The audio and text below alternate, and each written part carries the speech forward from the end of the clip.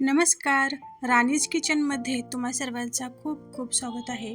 आज मी या ठिकाणी बनवणार आहे पनीरची भाजी, अगदी साध्या आणि सोप्या पद्धतीने. चला तर मग फटाफट आपण रेसिपीला सुरुवात करूया.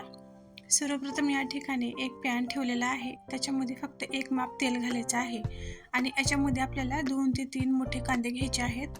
त्याला लांब लांब कापून याच्यामध्ये भाजून घ्यायचे आहेत. कांदे तुम्ही जितकं तुमचं पनीर आहे त्याप्रमाणे तुम्ही कांदे कमी जास्त करू शकता.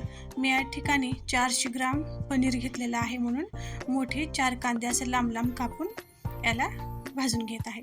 आता कांदा हलकासा भाजल्यानंतर म्हणजे कांद्याचा रंग बदलल्यानंतर त्याच्यामध्ये घालायचं आहे अद्रक आणि लसूण.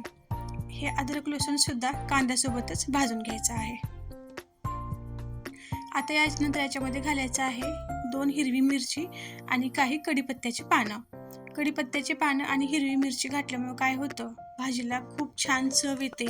जे रेस्टॉरंटमध्ये किंवा धाब्यामध्ये जी पनीरची भाजी भेटते अगदी त्याच प्रकारे आपल्याला ह्याचं छान असं टेस्ट येतं. आता यानंतर याच्यामध्ये घालायचे आहेत 2 मोठे टोमॅटो.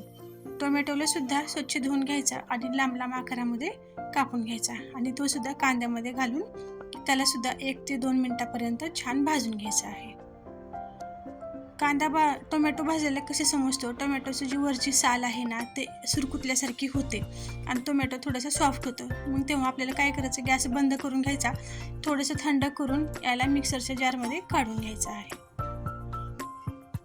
जास्त गरम गरम याला मिक्सरमधून बारीक करायचं नाही, याला थोडंसं थंड होऊ द्यायचा, मग याला मिक्सरमधून बारीक करून घ्यायचा. तर या ठिकाणी आता मी हे हलकंसं थंड झालेलं आहे, याला आता मिक्सरमधून बारीक करून घेते. तर बघू शकता या ठिकाणी छान असं हे मिक्सरमधून बारीक करून घेतलेलं आहे आणि रंगसुद्धा खूप छान आलेला आहे. आता आपण यानंतर पनीर तळून घेऊया. त्याच कढईमध्ये, ज्या कढईमध्ये आपण कांदा टोमॅटो भाजलो होतो त्याच्यामध्येच आपल्याला परत 2 ते 3 माप तेल घालायचं आहे. तेल थोडंसं जास्तच घाला, म्हणजे याच्यामध्ये आपल्याला पनीर छान तळून घेता येईल. आता आपल्याला पनीर जास्त पण तळायचं नाही, हलकंसं सोनेरी रंग यायसारखं पनीर तळून घ्यायचं. हे पहा, अगदी या प्रकारे पनीर तळल्यामुळे काय होतं, खूप छान टेस्ट येते. त्याच्यामुळे आपल्याला हलकंसं पनीर तळून घ्यायचं आहे. आता या पनीरचा रंग बदललेला आहे, याला मी काढून घेते. हे पहा, एकदम छान असे हे पनीर तळून झालेले आहेत. आता याच प्रकारे मी सर्व पनीर तळून घेणार आहे. एकसाथ तळल्यामुळे काय होतं, पनीर व्यवस्थित तळत नाहीत आणि ते तुकडे होतात. त्याच्यामुळे मी थोडे थोडे करून 2 ते 3 बॅचमध्ये पनीर तळून घेतलेलं आहे. सर्व पनीर तळून झालेले आहेत. यानंतर आता पनीर तळून जे तेल उरतं त्याच तेलामध्ये मी भाजी बनवणार आहे. याच्यामध्ये दुसरं तेल घालण्याची गरज नाही, कारण सुरुवातीलाच मी तेल 3 माप घातलेला होता. पनीर तळायला जास्त तेल लागत नाही आणि त्याच तेलामध्ये भाजी केल्यामुळे काय होतं, खूप छान असं पनीरची भाजी बनते. तेल तर गरमच असतं, त्याच्यामध्ये थोडंसं जिरे मोहरी घालायचं, कढीपत्ता घालायचा आणि जे आपण मिश्रण बनवून घेतलं होतं, पेस्ट बनवून घेतलं होतं कांदा टोमॅटोचं, ते याच्यामध्ये घालायचं. बस इतकंच. तेल तर अगोदरच गरम होता, म्हणून ही ग्रेव्ही बनायला जास्त वेळ लागत नाही. अगदी 1 मिनिटापर्यंत या ग्रेव्हीला भाजून घेतला आणि त्याच्यामध्ये घातलेले आहे हिरवे वाटाणे. वाटाणे तुम्ही कुठलेही घालू शकता, बाजारातून जे फ्रोझन मटार असतात ते पण घालू शकता किंवा घरातले फ्रेश मटारसुद्धा तुम्ही घालू शकता. हे मटार घालून सुद्धा आपल्याला परत 1 मिनिटापर्यंत छान भाजून घ्यायचं आहे. यानंतर याच्यामध्ये घालायचं आहे चवीपुरतं मीठ घालूया, हळद, लाल तिखट आणि कुठलाही गरम मसाला तुम्ही कुठलाही घालू शकता किंवा जो पनीरचा मसाला भेटतो ते सुद्धा तुम्ही घालू शकता. पण मी घरचाच हा जो कांदा लसूण मसाला आहे ते घातलेला आहे आणि थोडंसं गरम मसाला घातलेला आहे. आता हे सर्व मसाले आपल्याला छान असं मिक्स करून घ्यायचं आहे आणि बारीक गॅसवरती याला 1 मिनिटापर्यंत भाजून घ्यायचं आहे. गॅस फुल ठेवले तर काय होतं, मसाले जे आहेत ते करपतात, म्हणून मध्यम गॅसवरती याला छान असं भाजून घ्यायचं. तर बघू शकता भाजल्यानंतर या ग्रेव्हीचा रंग बदललेला आहे, खूप छान असं रंग आलेला आहे. आता यानंतर आपल्याला याच्यामध्ये घालायचं आहे गरम पाणी.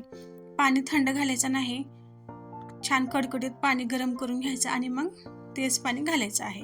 या ठिकाणी मी 2 ग्लास गरम पाणी करून घेतलेलं आहे, पण थोडं थोडं करून घालायचं आहे. संपूर्ण पाणी एकसाथ घालायचं नाही, थोडं पाणी घालायचं आणि ग्रेव्हीमध्ये छान असं मिक्स करायचं.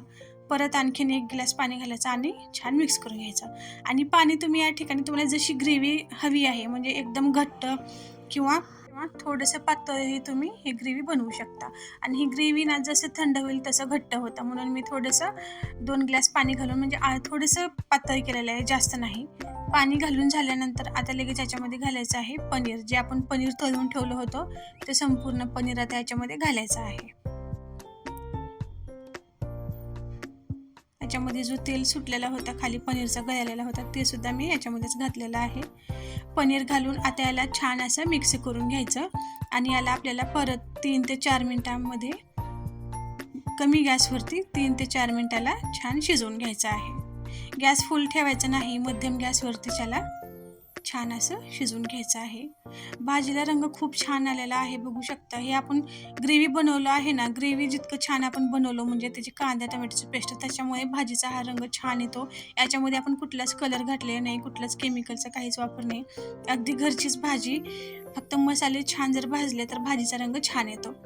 5 मिनिट मी याला झाकून शिजवून घेतला होता. तर बघू शकता 5 मिनिटानंतर ग्रेव्ही किती एकदम छान असं थिक झालेली आहे, म्हणजे घट्टसर झालेली आहे. हे तुम्ही भातासोबत पण खाऊ शकता, म्हणून या ठिकाणी मी थोडंसं पातळ म्हणजे 2 ग्लास पाणी घातलेला होता. यानंतर आता याच्यावरून कोथिंबीर घालायची आहे. कोथिंबीर घातल्यामुळे भाजीला आणखीनच छान चव येते.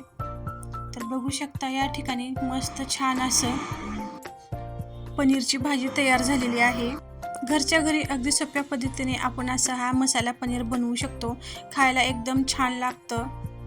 जर तुम्हाला ही माझी आजची रेसिपी आवडली असेल तर नक्कीच चॅनलला लाईक, शेअर आणि सबस्क्राईब करावे. आणि तुम्ही सुद्धा छान साधी सिंपल अशी पनीरची भाजी एकदा नक्की ट्राय करून बघा.